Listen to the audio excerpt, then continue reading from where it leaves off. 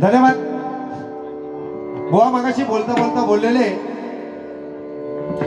आजोबांचं काहीतरी सांगितलेले ना, आजोबांचा एक तुमचा विरंगुळा म्हणून काहीतरी सांगा बाबा. नाही तर नुसता भजन ऐकत राहिलं असतं, पण तुम्ही सुद्धा जरा नर्वस होताला, त्यामुळे थोडासा टॉनिक द्यावा लागताला. बुवानी आजोबांचं सांगितलं. एकदा काय झालं, तीन मित्र होते. तीन मित्र होते. एक मित्र काय म्हणतोय, माझे आजोबा एवढे पोहण्यात पटाईत आहेत, माझे आजोबा एवढे पोहण्यात पटाईत आहेत, गंगेत उडी मारल्याने काय एवढे सून बाहेर पडतं.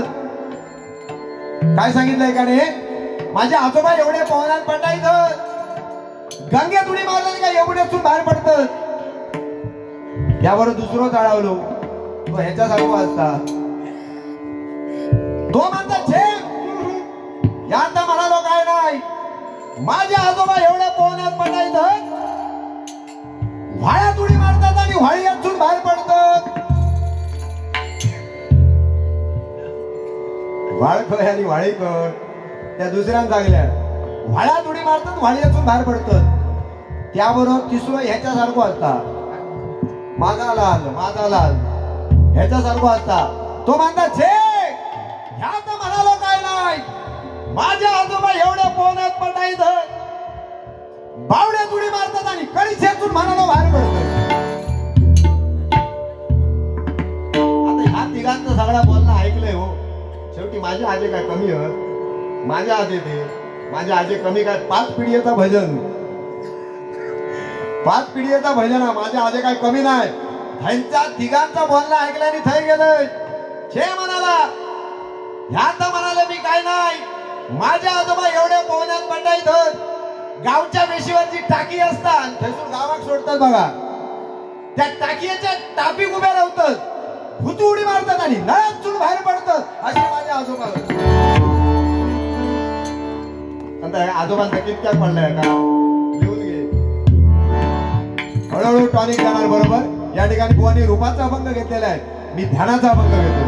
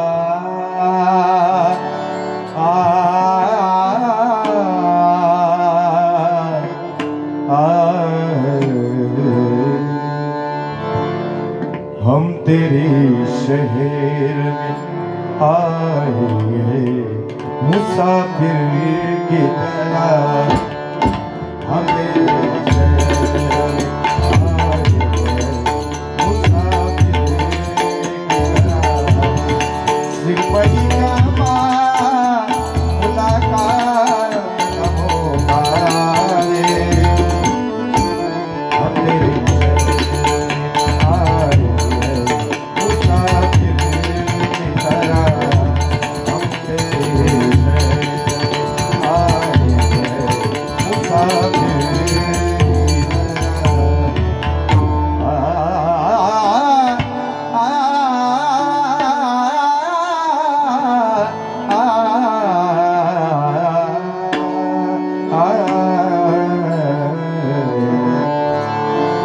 सुंदर विधान मुझे सुंदर विधान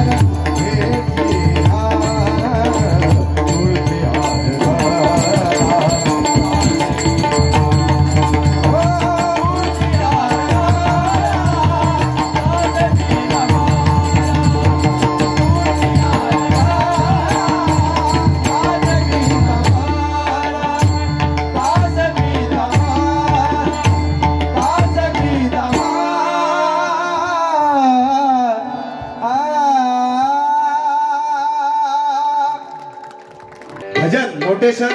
हॅलो हॅलो, माझा आवाज जरा मॉनिटरला द्या.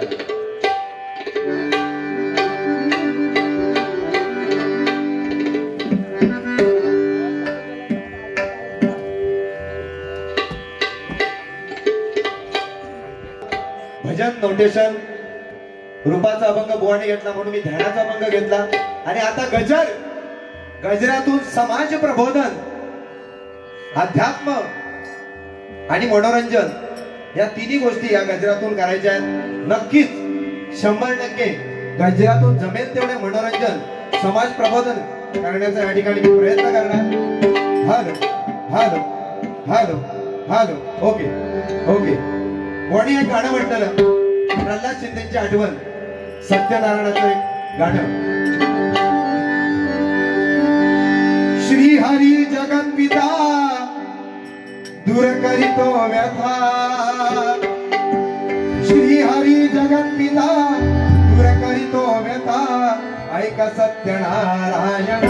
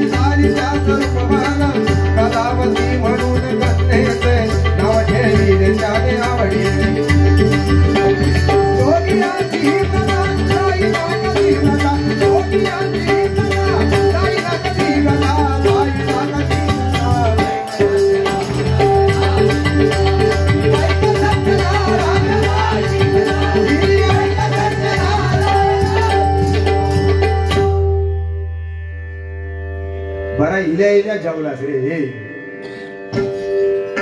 इल्या इल्या जेवलास. पुन्हा घे.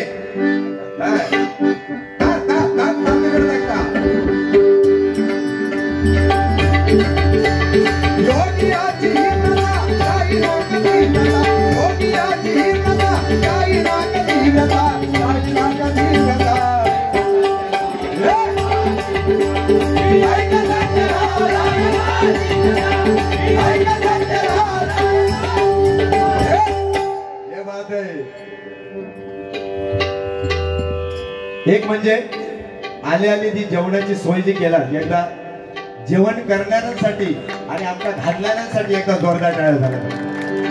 कारण आम्हाला कोणी कार्यक्रमाला बोलवलं ना, क्वचितच जेवणाची व्यवस्था असते.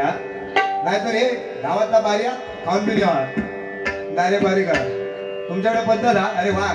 आणि सुंदर जेवण तुम्ही बनवला, पण सुंदर जेवण होतं. कारण ज्याची खावी पोळी त्याची वाजवाई टाळी. जे आपण एखाद्याने आपल्या मदत केली तर त्याचं गुणगान घालत पाहिजे, म्हणून म्हणतो.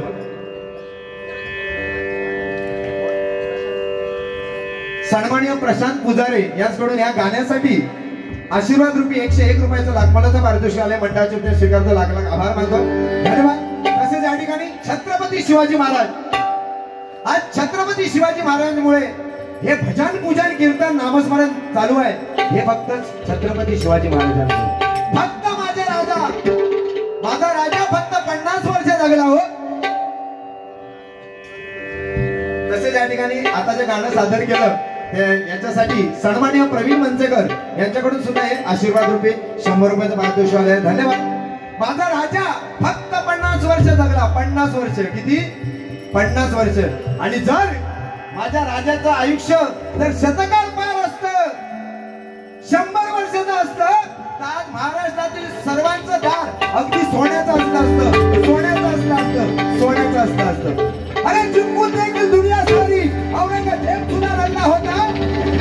जिंकून देखील दुनिया सारी औरंगजेब सुद्धा रडला होता. कारण हातात तलवार घेऊन आता शिवराजाला लढला होता, शिवराजाला लढला होता, शिवराजाला लढला होता. म्हणतोय छत्रपती शिवाजी महाराज की जय भवानी, जय शिवाजी. आता जेवलेला आता ना खरोखर त्याचा भला वाटला. पेटी वाढवला तो. त्या राजधानीवरती ज्याने आपल्याला जगायला शिकवलेलं आहे त्यांची आठवण भजनात नक्कीच केली पाहिजे, बरोबर की नाही?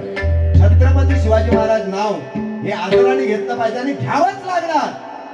म्हणून त्यांच्यासाठी बघा एक आठवण. त्या राजधानीवरती भगवान ईशान आहे.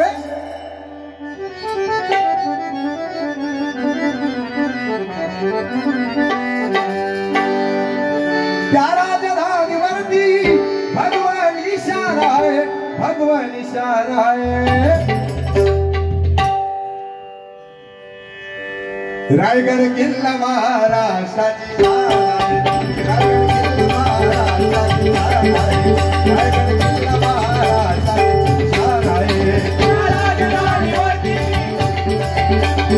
राजधानीवरती भगवान ईशान आहे, भगवान ईशान आहे.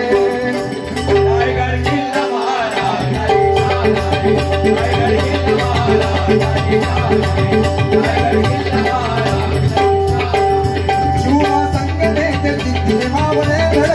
लढता लढता धारा कीर्ती मगाते पडले.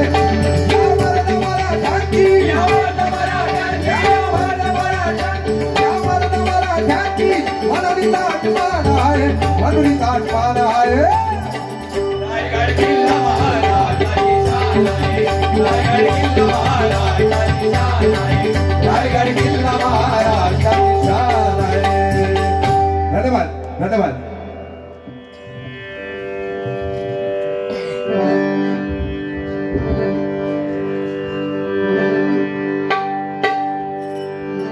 या ठिकाणी गजराला सुरुवात करतोय कारण माझ्याकडे 2 तास बारी करायची आहे. पण शक्यतो कमी वेळात सर्व घेण्याचा प्रयत्न करणार. भारूड सुद्धा घ्यायचं आहे, ते आपल्याला निदान 25 मिनिटात तरी भारूड सादर करायचं आहे, बरोबर की नाही? त्यामुळे भारूड सुद्धा सादर करायचंय. थोडक्यात गजर या ठिकाणी सादर करतोय. बुवा तसे काही जास्त बोलले नाही, फक्त नवरा बायकोचा सांगले मी. नवरा बायकोचा काहीतरी बुवाने सांगले. बुवा आता माझं लग्न झालं नाही, त्यांना मात्र बुवाच्या लग्नात 5 वर्ष झाली. आता बुवांची आधी तेवढी माझी ओळख नाही, पहिलीच बारी आहे बुवांमध्ये. तेवढी ओळख नाही. गुलामा का माहित नाही, कोणतरी सांगले झाला आम्ही रकाळलं.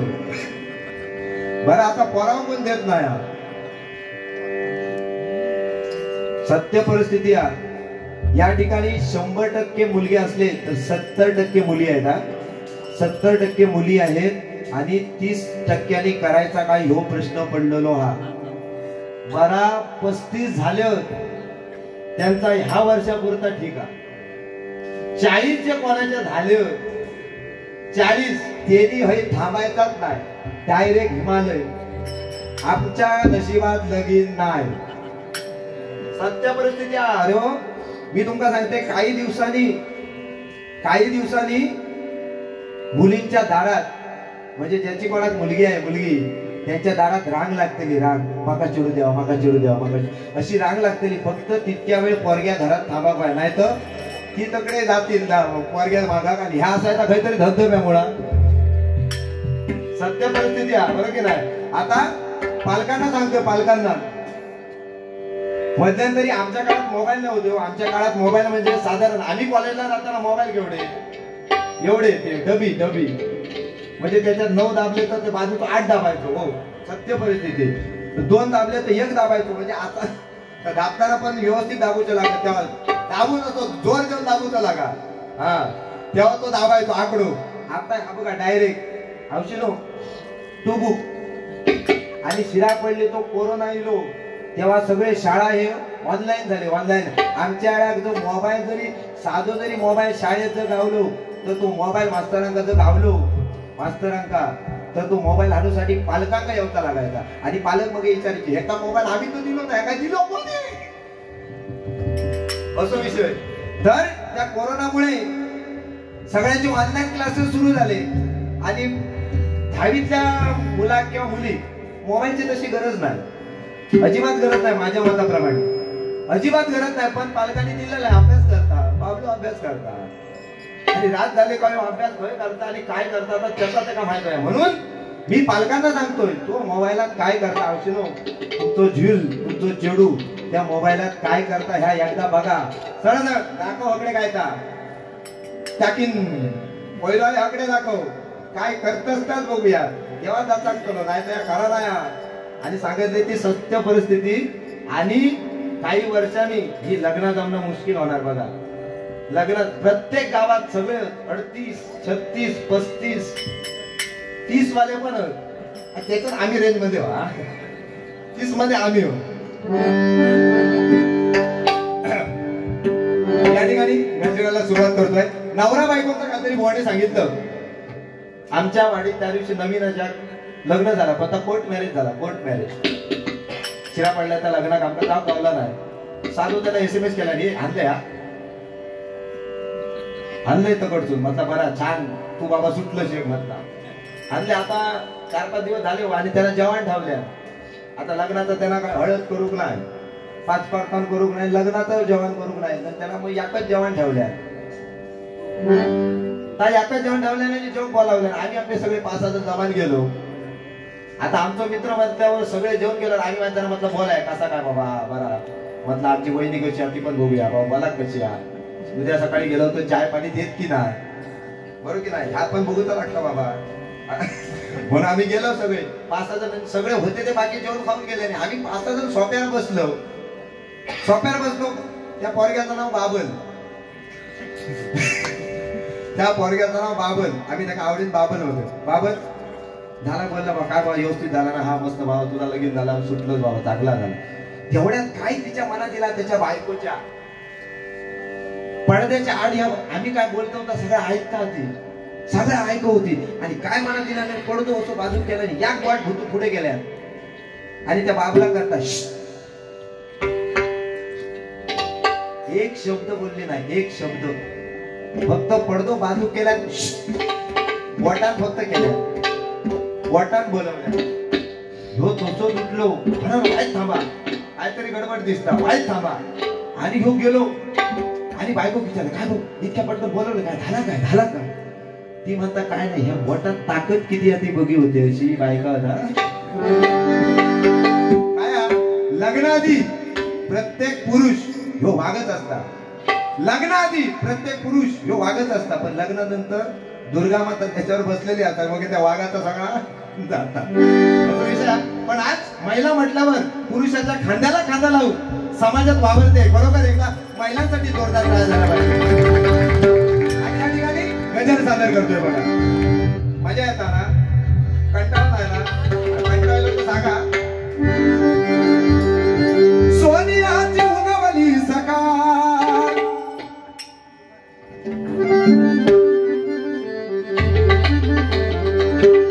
सोनियाची उगवली सकाळ जन्मसी आले भीम जन्मसी आले भीम जन्मसी आले भीम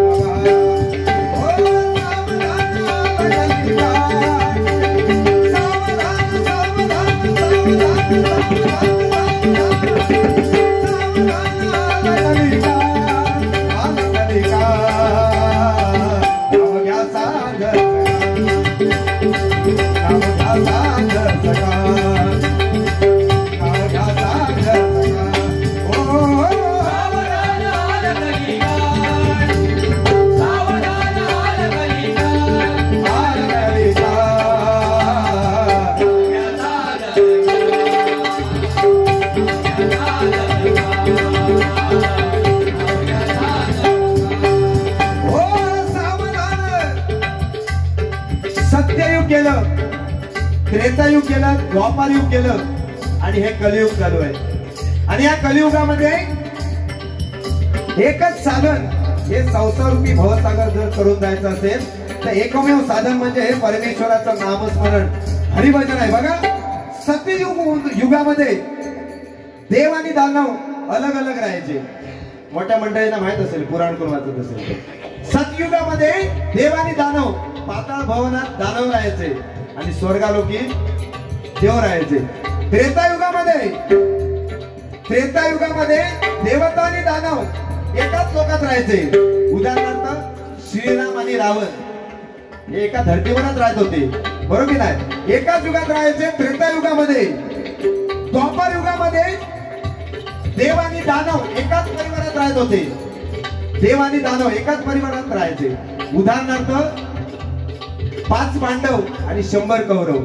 त्या कौरवांमध्ये दुर्योधन सारखा तो दानवच तो, बरोबर की नाही? पण एक कर्णाला मानावा लागेल. कर्णा पांडवांपैकी एकच असतो, पण मित्राला शब्द देऊन बसतो. आपल्या पुढे मरण आहे, आपल्या पुढे मरण आहे हे कळून सुद्धा त्या दुर्योधनाला साथ दिली आणि शेवट ताकद मागे हटला नाही असा मित्र. नाही तर आताचे मित्र साधारण काहीतरी त्याला कळ काढले असा त्याला कळ नाही तकडसून पासा मारून घेतो काय त्याला कळ काढले म्हणजे मार खाताना गेलो, बरोबर की नाही? साधारण त्याला काहीतरी उलटा सुद्धा बोललो आणि थैसून कोणतरी कांडाव घेतं हा कळल्यावर तो पाटल्या पाठी पळतो ना मित्र. तर तसे मित्र नाही होते. कर्णासारखा मित्र होता आणि सुदामासारखा मित्र होता आणि तसं मित्र करणं गरजेचं आहे. आणि या कलियुगामध्ये देव आणि दानव एकाच शरीरात राहत आहेत, एकाच शरीरात. माणसाचा अहंकाराने दानव होतो आणि नम्रतेने देव होतो, देव. म्हणून माणसाजवळ नम्रता असावी, लीनता असावी. म्हणून म्हणतोय बघा हे कलियुग आहे. कलियुगामध्ये एकमेव साधन आहे परमेश्वराचं नामस्मरण, बाकी काय नाही. कारण हे दिसतंय ते सगळं नाशिवंत आहे, हे दिसतंय ते सगळं नाशिवंत आहे आणि दिसत नाही तो परमेश्वर. तो बघा तिथे दिसत नाही तो परमेश्वर. म्हणून म्हणतो बघा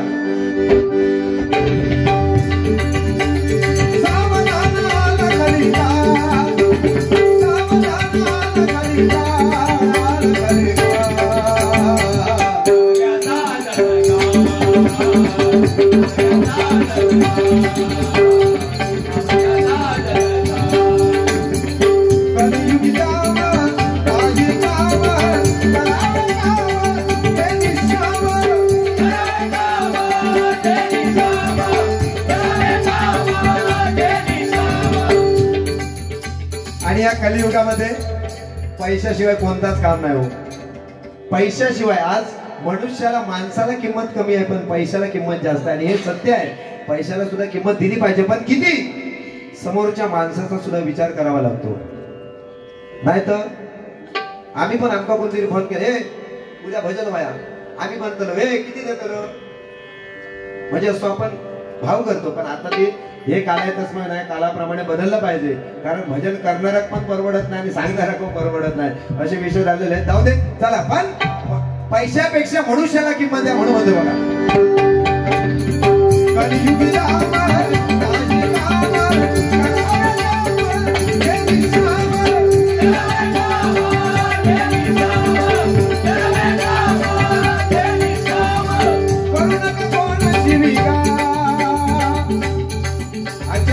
एवढंच घेऊन जा. या परमेश्वराच्या संगीत किंवा सांप्रदायिक भजनात की आपण या वारकरी संप्रदायात आलो तर मुखातून निघालेला शब्द, धनुष्यातून सुटलेला बाण, मुखातून निघालेला शब्द कधीच मागे घेता येत नाही. म्हणून डोक्यावर बर्फ आणि जिभेवर साखर ज्याच्या असेल तो त्या संपूर्ण जग जिंकू शकतो. शिवीगाळ गेल्यावर कोण पुढे राहणार नाही, कोणच थांबणार नाही आपल्या समोर. म्हणून लीनता असावी. म्हणून म्हणतो बघा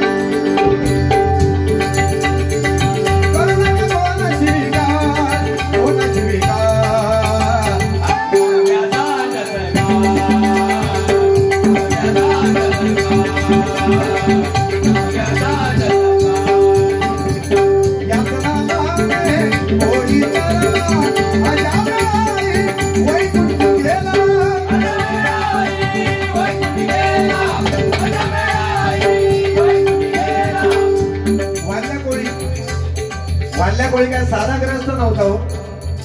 आपल्या कुटुंबाच्या गरजा भागवण्यासाठी मासेमारीचा व्यवसाय करायचा, पण त्या व्यवसायातून मिळणारी मिळकत पैशातून त्याचं घर चालत नव्हतं, म्हणून त्याने परिस्थितीनुसार वाल्या कोळी एक पातक म्हणजे ब्रह्मपातक पण केलं. करणार होता तेवढ्यात नारद मुनी आले. दिसेल त्याला लुटायचं, दरोडेखोर बनला, ज्याच्याजवळ असलेला पैसा अडका सगळा लुटायचा, नाही दिला तर त्याला मारायचं, असा तो वाल्या कोळी. नारद मुनीने उपदेश केला, राम राम हे अक्षर उच्चार, पण तो एवढा पापी आणि दुष्ट होता की त्याच्या मुखातून राम सुद्धा हे अक्षर मला येऊ लागले. बघा, राम दिसायला सोपा, म्हणायला सुद्धा सोपा, पण कृष्ण कृष्ण कृष्ण आहे. कृष्ण हा शब्द आहे, तो बोलायला सुद्धा कठीण आणि कृष्ण समजायला सुद्धा कठीण आहे. राम सोपा आहे, राम कळायला सुद्धा सोपा आहे, पण कृष्ण तेवढा सोपा नाही. कारण कृष्णाचा जन्म सुद्धा कारागृहात झालेला आहे. स्वतःची आई असून सावत्र आईकडे राहायला लागलं. असं कृष्णाला यातना झालं तर माणूस काही चीज आहे, माणसाला सुद्धा यातना होणार ना. पण आपल्या कथा आपल्या काय याद आला, देवा धाव देवा धाव, एकदा देव पावलो का देवाकडे बघणार नाही. असं न करता ते परमेश्वराजवळ सुखात सुद्धा आनंदात राहूया, देवाचं नामस्मरण करूया, दुःखात सुद्धा देवाचं नाव घेऊया. सुख गेलं म्हणजे देवाचं नाव विसरणं बरोबर नाही. तर वाल्या कोळी नारद मुनीने उपदेश केला, बाबा हे जो तू पातक करतोयस त्याच्यात तुझ्या घरचे सामील आहेत. लोक पळत पळत घराकडे गेलो, बाबा मी कुटुंब पोषणासाठी लोकांना मारतोय, त्यांच्याजवळ असलेला पैसा अडका लुटतोय, तुम्ही ह्याच्यामध्ये ह्या पापामध्ये सहभागी आहात काय? घरात तरी आम्ही नाही बाबा, बायको पोराने हात वर केलेला, आम्ही त्याच्यातले नाही. तुझी जबाबदारी आहे, तू कायदा कर, घर कुटुंब तुका पोचवता. धावत पळत नारद मुनींकडे आला आणि काय सांगितलं, घरातलं कोण सामील नाही. मग आता हे पातक धुण्यासाठी काय करायचं? तर नारद मुनीने उपदेश केला, काय राम नामाचा जप कर, राम नामाचा. आणि राम नामाचा जप करता मला मला मला म्हणता राम राम म्हणायला लागला आणि वाल्ल्याचा वाल्मिकी ऋषी झाला. हे परमेश्वराचा नामस्मरणामुळे. म्हणून माझं बघा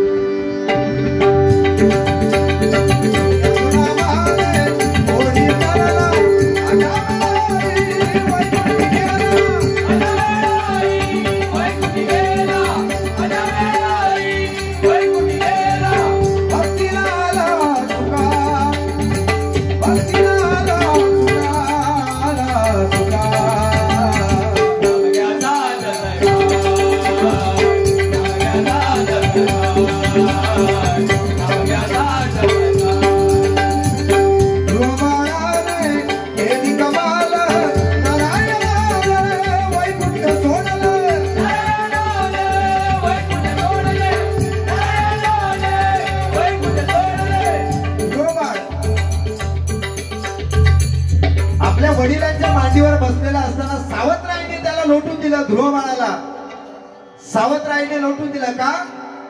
कारण तो सावत्र होता ध्रुव बाळ. तो रडत रडत आपल्या सख्या आई जवळ गेला आणि काय म्हणतोय, मला त्या जागेवर लोटून दिलं, मग मी काय करू? रागाने लाजमुंद झाला तो छोटासा बालक. काय करू? त्याने सांगितलं अशी तपश्चर्या कर देवाची. त्याच्या आईने सांगितलं परमेश्वराची अशी तपस्या कर, एकदा तुला त्या स्थानावर बसवलं कधीच ते स्थान हलणार नाही. असे ते ध्रुव बाळाने अरण्यात जाऊन परमेश्वराची तपश्चर्या केली, नारायण नामाचा जप केला आणि असं स्थान मागून घेतलं की चंद्र सूर्य असं लागत ते स्थान बदललं नाही, अजून ते स्थान अढळ आहे, ध्रुव तारा. अशी परमेश्वराच्या नामस्मरणात मध्ये ताकद आहे. म्हणून म्हणतोय बघा,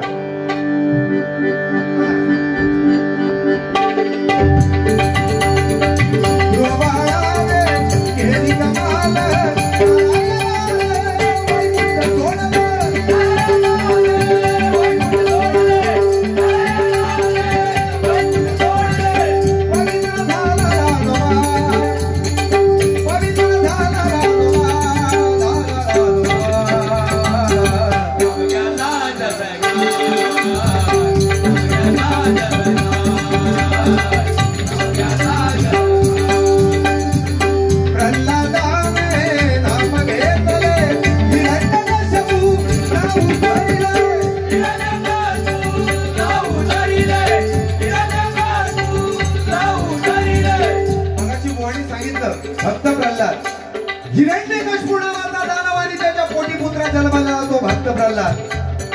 आणि दानवकुळात जन्माला येऊन परमेश्वराचं नामस्मरण नारायण नामाचं जप हे भगवानी सांगितलं.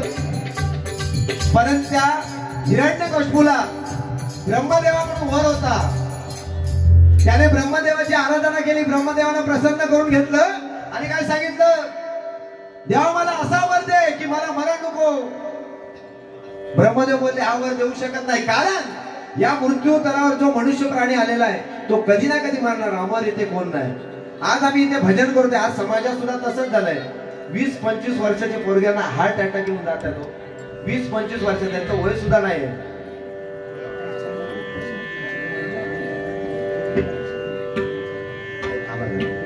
कैलासवासी प्रशांत मनसेकर यांच्या स्मरणार्थ कौस्तुभ आणि वैष्णव यांच्याकडून हे आशीर्वाद रूपी 101 रुपयाचं पारितोषिक आले. धन्यवाद. कैलासवासी प्रशांती मनसेकर यांच्या आत्म्यात चिरशांती लाभो अशी ईश्वरचरणी प्रार्थना करतोय. धन्यवाद. आज बघा या कलियुगामध्ये 20, 25, 35, 30 वर्षाच्या मुलांना सुद्धा हार्ट अटॅक येऊन लागले. बरोबर नाही. ही सध्या परिस्थिती आहे. कारण काय, ह्या सगळा खाता व्हायला पहिले जुनी बघा माणसं 70, 80, 90 वर्ष जगली. कारण काय, मिळाता काम करायचा, कुंडो भाकरी खायचा. बरोबर की नाही. आता चपातीच पाहिजे, भाकरी नको. तेव्हा जोंधळ्याची भाकरी, नाचण्याची भाकरी होती. बरोबर की नाही. आता नाचण्याच्या भाकरीची किंमत या सगळ्यांपेक्षा अधिक आहे. आताची लोक पहिली तर लग्नात पंगत वाढली, लग्नाचं जो पंगत वाटली तर कसा वाटायचा, एखादा खळा भरायचा नाही. बरोबर की नाही. खळा भरायचा, लग्नात जेव वाढून डाळ व्हाया, काय हा व्हाया ता व्हाया, आणि आता स्वतः ताट घ्यायचा आणि भिकाऱ्यासारख्या मागून जायचं. बुफे पद्धती द्या. बुफे, डाळ द्यावा, भात द्यावा आणि काहीतरी डाळामुळे वगैरे म्हणता खायचा. म्हणजे ही परिस्थिती पद्धत झाली आहे. आणि दुसरं म्हणजे कलियुग हो, काय होय सांगता येत नाही. फाटक्यात किंमत जास्त, फाटक्यात. आता बघा ह्याला जीन्स पॅन्ट घातलेला, पण ही साधी जीन्स पॅन्ट 1000 रुपया, 1000 रुपये. पण जे अकडे फाटलेली, तकडे फाटलेली, हगडे फाटलेली जर घेतला तर 2000 रुपया. ही म्हणजे काय, फाटक्यात किंमत आहे. ह्या माणसानंच निर्माण केलेला फाटक्यात किंमत दिलेली आहे. एक गंमत सांगते. कोणी काहीतरी मगाशी मराठी भाषेचं सांगल्याने एक गंमत सांगते. खूप वर्षापूर्वीची गोष्ट, फार वर्षापूर्वीची गोष्ट. एक जावई माप दिवसांनी सासरवाडीत गेलो. आता जावई सासरवाडी गेल्या म्हटल्याबरोबर सासू ती शेवटी किती काय झाले, जावयाचा अभिमान असता. सासू ती जावयाचा अभिमान. आता माप दिवसांनी जावईलो म्हटल्यावर काहीतरी जावया काहीतरी घालू काय म्हणून त्याने सासून काय केल्या, झापामुळा घात घातल्या, कासारो कोंबडो काढल्या. कासारो कोंबडो काढल्या. झाला बाबा मस्तपैकी रसो गेल्या, सुक्या गेल्या आणि जेवण बिवून ओके मध्ये झाला. आणि जवळ झोपाची येळ येईल. पण त्या जावया शिरा पडली. उशी नाही तर झोप येत नाही. उशी नाही तर कोणाकोणा झोप येत नाही, माकाव येत नाही. उशी नाही तर झोप येत नाही. तर जरा उशा घातला का बरं वाटतं पद्धतशीर. आणि अशी उशी नसली तर काहीतरी कोलगटात टकली ठेवलेली असं वाटतं. आणि उशी नाही तर बिचाऱ्या झोप येत नव्हती. साधारण 700 हतरून घालून दिले आणि साधारण 1-1.5 वाजलो. जावयाने तो तळमळ करू लागलो. उशी नाही तर झोप येत नव्हती. तळमळ करू लागलो. उठान गेलो 700कडे. काय हो उशा काय ना, तुमच्याकडे उशा काय ना. ती म्हणा गेलेली काय नाही, आमच्याकडे उशा काय नाही. परत येऊन झोपलो. तासाभरात परत उठलो. परत गेलो 700कडे. खरोखर तुमच्याकडे उशा काय नाही, खरोखर तुमच्याकडे उशा काय नाही. ती म्हणा नाही हो, खायच नाही उशा, काय उशा काय. परत येऊन झोपलो. 3 वाजले. ह्या गुलामा काय झोप यायना. रागाला लालमून झालो. यादा मोठा घरा 700कडे गेलो आणि सांगायला लागलो, यादा मोठा तुमचा घरा, जेवण बघा भारी घातला, सगळा व्यवस्थित घेतला, पण तुमच्या उशा काय नाही. ती म्हणायला लागली, सासू म्हणायला लागली, होय बाबा बरीच वर्ष झाली उशा अजून काय नाही. उशा म्हणजे तिचा चेडू होता. ते का म्हणतात, त्या का म्हणता उशा काय नाही, उशा काय नाही. तिनं सांगितल्या बाबा 5 वर्ष झाली उशा आमच्या अजून काय पडणार नाही असं सांगितलं. म्हणजे मराठी भाषा. जेव्हा तो जावई भडकलो तुझ्या म्हणता तोंडात शिरा पडायला घे पाय मी त्या उशाचा ना म्हणवते म्हणा निदान उशाचा म्हणतोय अशी परिस्थिती आहे मराठी भाषेची म्हणून म्हणते